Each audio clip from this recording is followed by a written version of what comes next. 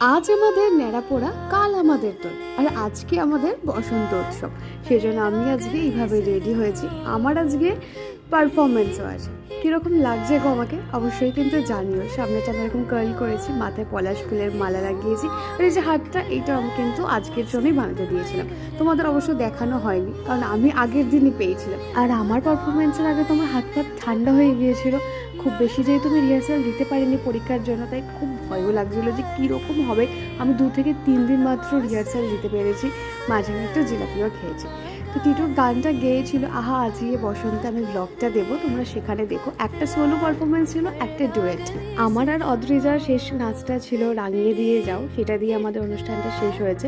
এবং তারপরে শুরু হয়েছিল আমাদের দোল খেলা। সবাই সবাইকে সুন্দর করে আবির মাখিয়েছি, অনেক ছবি তুলেছি, সবাই সবার মতন উপভোগ করছিল সেই সময়টাকে এবং খুব ভালো লাগছিল। আজ আসি কেমন, বাই।